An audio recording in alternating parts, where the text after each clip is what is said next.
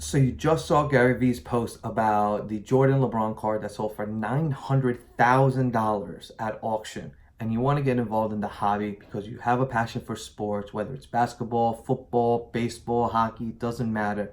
You are interested in investing and buying sports cards. Well, you have no idea what to do. You have zero experience with it. You have no idea what product to go get. You walk into Walmart, you walk into Target, and you have all these different boxes staring at you. Which one are you going to get? Which one's worth your time? Which one's worth the investment? That's what this video is going to cover. Welcome, ladies and gentlemen, to Sports Cards 101. Class is now in session.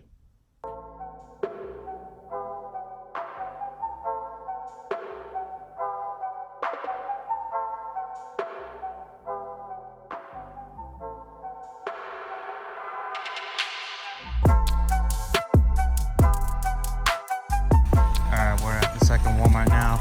Do you see any? I don't see any, unfortunately. This is all playoff. This is the Prism. This is the NBA trading cards, but they have all the football in here. So like I said, you saw Gary Vee's post and you want to get involved, but you're not sure where to start. Well, that's what we're going to cover here. We're going to talk about the 4 sports: football, basketball, baseball, hockey, which ones to buy for them. Just a very quick, brief thing. I'm not going to go into super detailed about immaculate, flawless, national treasures, all that stuff. You guys have no idea what I'm talking about. More experienced people do. This is just going to be a very basic, from zero experience, what to get. I'm also going to talk about real quick hobby versus retail and some of the lingo used in the sports card community, along with where to buy individual cards and some websites that I use for information and research. Football. You want to go ahead, you're a football fan, you want to buy their products, you're going to want to focus on Prism and you're going to want to focus on optics. These are the two to get for football. Whether it be, at Walmart or Target, you go ahead, you can buy, one of their products. For basketball, you're gonna wanna focus on Prism and an optic as well. I don't have any optic basketball products, but you can see right here, this is what today's optics 2019 to 2020 looks like. And those are very rare to come by, including these. They're extremely sought after. Basketball is just super hot right now. Baseball, you're gonna wanna focus in more on Topps and you wanna focus in on Bowman. Those are the 2 companies, 2 products that you wanna go ahead and collect for them. Hockey is going to be your Upper Decks and your SP Authentics, whether it be Series 1 or Series 2. Those are gonna be the products you're gonna be looking for hockey. Now, you have the choice of going either retail or you could have the hobby version of this. Now, the retail products are your smaller, less expensive. This one's 20 bucks. And your hobby boxes are your bigger boxes here. They're guaranteed hits. They're found at your local card shops. You're not gonna find these at your Walmarts. You're not gonna find these at, Target or anything like that. What's the difference between hobby and retail? The main difference, like I said, hobby is going to be a lot more expensive, but you are guaranteed hits out of this. So this hobby box comes with 3 guaranteed autographed cards, whereas this blaster box only comes with a memorabilia card guaranteed, and I think maybe an exclusive disco. Yeah, 3 exclusive blaster disco cards. So you're not going to be getting the autographed cards that you can get out of the hobby box, but you're spending 20 bucks as opposed to 200 bucks. So you're ready to go ahead and start purchasing cards, but you're not sure where to begin. So you go type in on eBay, you're looking for a Dwayne Haskins card, and all of a sudden you are bombarded with Dwayne Haskins cards. You see Dwayne Haskins, RPA, SSP, sticker auto. What does any of that mean? You're not sure, you've never invested in cards before, you never bought cards before, but you wanna go ahead and start buying cards because you're a Redskins fan, or maybe you're a Dwayne Haskins fan, or maybe you just think Dwayne Haskins is gonna do good next year and you wanna invest in his card, but you don't know which one to buy or what any of this stuff means. So RPA stands for Rookie Patch Auto. As you can see here, there's a picture of this Dwayne Haskins card, and it has a patch on it. It is autographed, and in the top left corner, you can see that it is a RC card or a rookie card. Now, that's what RPA stands for. It is a rookie patched card with an autograph. The RC stands for obviously a rookie card, you know, very self-explanatory. And SP is talking about the print run on it. This Hakeem Butler card right here is an RPA, and it is what I would consider an SP card, a short print card. Now, as you can tell right here, that the card is a serial number card. On the bottom left corner, you could focus in right there and it'll say 58 out of 75. Now, that is the print run on it, meaning that this card right here only has 75 of it that are exactly like it. Now, what you consider short print or super short print is really more an opinion, but for the most part, 75 down is short print, or maybe 100 down is short print, and I would say anything maybe like 25, 30, or 40 and down is, you know, super short print. You know, all my Jamal Adams cards here. This one, as you can see in the top left corner, it is a super short print of out of 10. I have a Contenders Jamal Adams that is out of 5, and then I have a 1 of 1, meaning there's only one of this specific card out there. You know, so those are your super short prints. I had mentioned before sticker and on card autos. So your sticker autos, as you can see on this Jamal Adams autograph card, all right, there is a small sticker that is going across right here, outlined. And all it is just the player went ahead, signed the sticker, they made the card, and they put the sticker on the card. It is verified that the player is the authentic player who signed it, but it is not signed directly on the card. You can literally peel the sticker off, and all of a sudden the card's not signed. Then you have your on-card autos. These cards are more sought after. They usually hold a little bit more value than your sticker autos. Then also you have refractors, inserts, and parallels. What does that mean?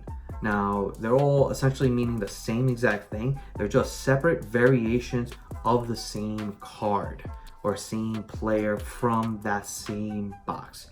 So right here, I have Drew Lock cards. Now, I have a Drew Lock red, white, and blue, and I have a Drew Lock laser prism. Same exact cards, as you could tell right here on the picture right here. They are same exact, coming from the same box and everything. One is actually more sought after than the other. One's worth a lot more than the other, but it's the same player, same product. So what's the deal? They're just different variations of it, whether it be a different parallel of it, so it's numbered shorter, or whether it be a refractor of it. You know, they could just vary. So you have a silver Drew Lock. This is coming from a Prism draft pick. This is your silver Drew Lock Prism draft pick. And then I have a red Drew Lock Prism draft pick. These are two different types of refractors. And then I have what's known as an insert. Inserts usually have some sort of name or something on it. This one is what we call a Crusade card of Drew Lock. It's just a different variation of it. They essentially all mean the same thing, and it's just a variation of the card.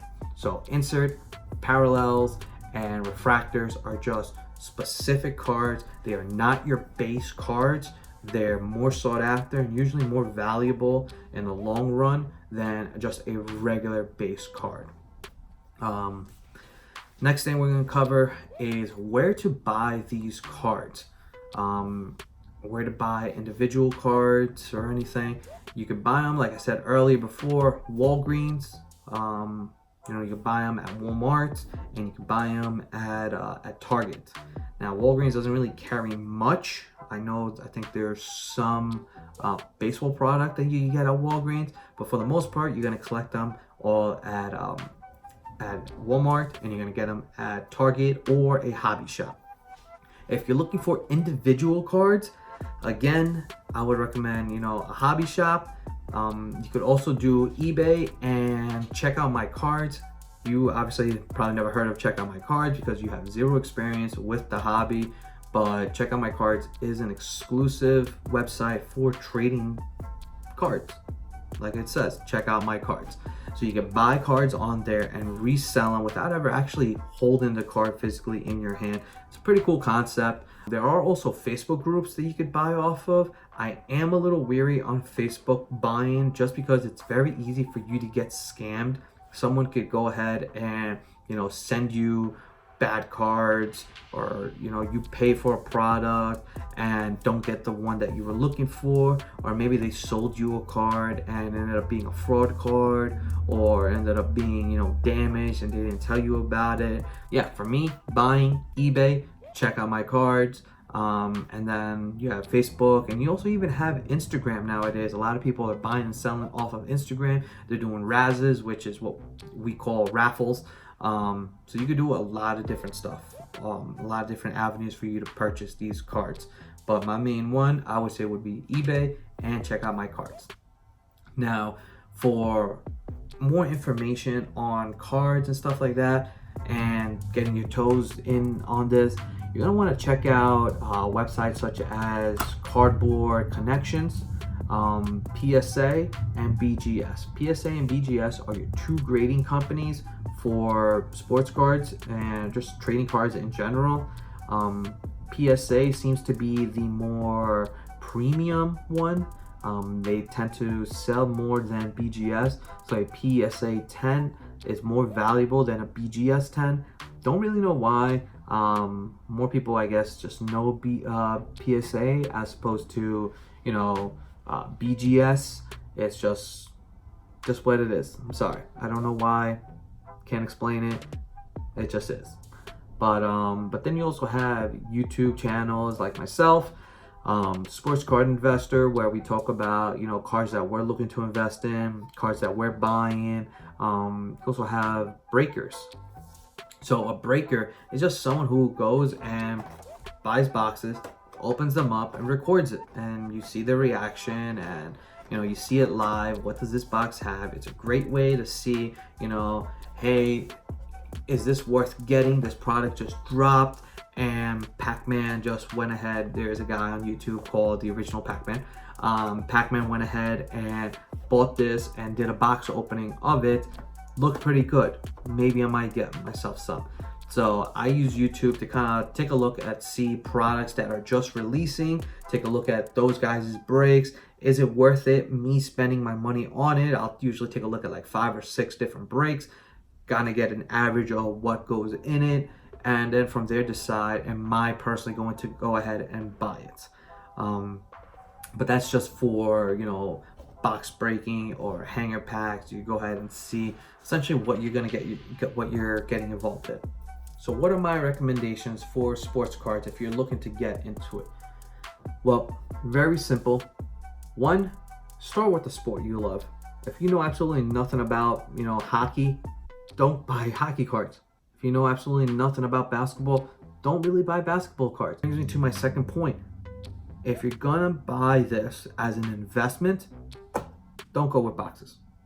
Don't go with boxes. I'm sorry. This is a lottery ticket. You're trying and hoping that you get a, Kyle Murray out of this. Or maybe you buy last year's pack and you're hoping to get a Lamar Jackson. If you're going to invest, I would say target players specifically. Which players to go for, that's going to be research you need to do. It's not easy, but the information is out there. I personally talk about investments for football that I'm going to be doing. Again, Drew Lock is a big investment I'm going to be putting in for this off season. Jared Stidham is going to be another one I'm going to be doing. You can go ahead, check out my January 2020 video that I have out there. I will be making updates to it and making a February 2021. But for football, I talk about investments. basketball, you could go ahead, check out Sports Card Investor. He talks a lot about basketball. Or you could even just join his Discord community, which is one thing that I would highly recommend. Join his Discord. It's free to join, and you can just talk to people that are even more knowledgeable than me. I ask them questions all the time. Hey, where do you get this? Hey, what's a higher end product? You know, they're the ones telling me, you know, hey, for football, higher end products, you want to go with Contender. You want to go with National Treasures, like the top of the line product for it. It's $600 for a box. $600 for a single box. Do I want to go and spend $600 on a box and hit nothing? Or would I rather go and drop $200-300 on a Drew Lock National Treasure card that, you know, maybe he takes the Broncos to the playoffs in a year or two, and all of a sudden his card's worth, you know, $3,000-4,000. That's a pretty damn good return in a couple of years. So that's what you're seeing with this, which brings me to my next point. This is not just a quick money, hey, I'm going to buy this card now and then it's going to be worth $900,000 in 2-3 months. It's not how it goes. It's a very volatile market. You know, it swings with how the player performs. You know, if the player goes and tears his ACL, it's not worth much. You know, Zion goes out, plays like 3 minutes in his first game ever and puts down, I think, like 17 points. Again, I don't know basketball like I do football, but he goes out and he plays, from what I heard, like relatively nothing, and then puts down a bunch of points. His card price skyrocketed. You know, this is a very, it's a very volatile market. It's very much driven by emotion and just play of the player. Player plays like crap, it's going to perform like crap on the cards. Player plays awesome, it's going to shoot up. Ryan Tannehill, who was a nobody before this year, his cards were worth nothing. You could buy his cards for a couple bucks, and now you could go ahead and, you know, buy them for like $50-60. That's a hell of a return. Imagine having like 10 of his cards, rookie cards, for $1 a piece, and now you just flipped it for $50 a piece. Your 10 cards went from being worth, you know, whatever it was, $10 to being worth 500. You know, yeah, that is a, you know, full season of it appreciating. You won't see crazy returns like that all the time, but if you know what you're doing and you know what players to target, you could see significant returns.